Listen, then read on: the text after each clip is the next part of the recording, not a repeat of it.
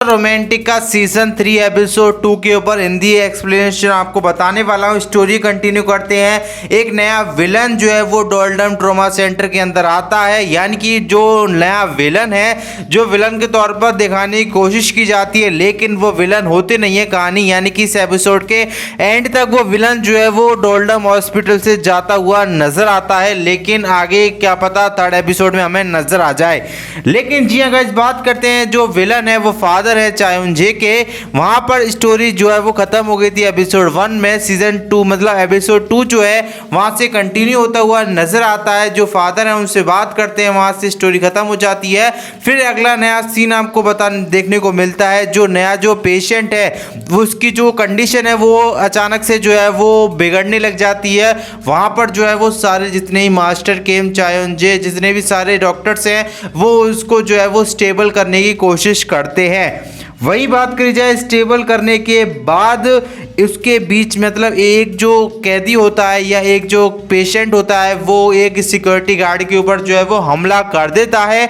हमला करने के बाद जो नया जो जीएस आया है, यानी कि वो जीएस भी उसी बाथरूम के अंदर मौजूद होता है, और जो हमला पेशेंट जिस पर हमला करता है वो उसको वहां पर देख लेता है, और वो पेशेंट जो है वो नए जीएस पर भी हमला कर देता है। इसके बीच जो है वो डॉक्टर चायोंजे के साथी यानी कि डॉक्टर वू जिन भी वहां पर आ जाते हैं, और जो कह सकते हो कि एक कमाल की सिचुएशन, लड़ाई वाली सिचुएशन जो है वो क्रिएट हो जाती है। तो उसके बाद जी गाइस, डॉक्टर सू वू जिन और उस कैदी के बीच में यानी कि पेशेंट के बीच में लड़ाई होती हुई नजर आती है। चोटिल तो कोई नहीं होता, लेकिन लड़ाई होती हुई नजर आती है, और जहां पर एक सर्जरी भी करनी पड़ती है। जो मेन पेशेंट है, जो कह सकते हो नॉर्थ साउथ कोरिया की जो डिबेट चलती है, उसी के बीच में परमिशन मिलने के बाद उसकी इमरजेंसी सर्जरी की जाती है डोल्डम ट्रॉमा सेंटर के अंदर।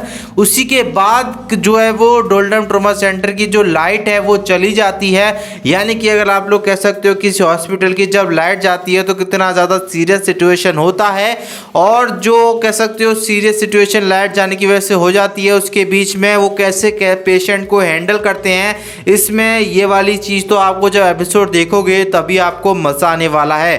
और वही बात करते हैं कि जो पेशेंट और वूजिन के बीच में जो लड़ाई हो रही होती है, वहाँ पर भी लाइट जो है वो चली जाती है, तो वो वहाँ पर वूजिन जो है वो सिचुएशन को कैसे हैंडल करते हैं, ये भी कमाल का ट्विस्ट देखने को मिलता है। फिलहाल जो सर्जरी है वो अच्छे से हो जाती है। सर्जरी हो जाने के बाद उसके बीच में हमें एक कॉमेडी सीन भी देखने को मिलते हैं, यानी कि जो मतलब कह सकते हो सर्जरी होने के बाद एकदम नॉर्मल स्टेबल एपिसोड जा रहा होता है, और जो कह सकते हो जो डॉक्टर्स हॉस्पिटल के बाहर है वो फिर से हॉस्पिटल पे आ जाते हैं लौट कर वापस आने के बाद हमेशा की तरह जो एपिसोड 2 में हमें हिंट देखने को मिली थी, यानी कि अगर कोई कहता है कि हॉस्पिटल के बीच में इतनी शांति है, तो वो शांति कैसे जो है वो मुसीबत में कन्वर्ट हो जाती है, तो ये हमें देखने को मिलता है।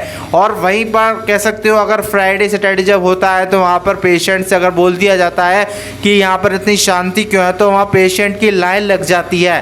तो जी हाँ गाइस, वहाँ पर ऐसा होता हुआ नजर आता है, पेशेंट की लाइन लग जाती है, और वहाँ पर एपिसोड जो है वो फिनिश होता हुआ नजर आता है। और बीच में इसकी एक ट्विस्ट मैं आपको जरूर बताना चाहूँगा, जो वूजिन और चायोंजे के फादर हैं उसके बीच में, यानी कि वूजिन के बीच में जो है वो दूरियां पैदा करने की कोशिश करते हैं, लेकिन वो सफल नहीं होते।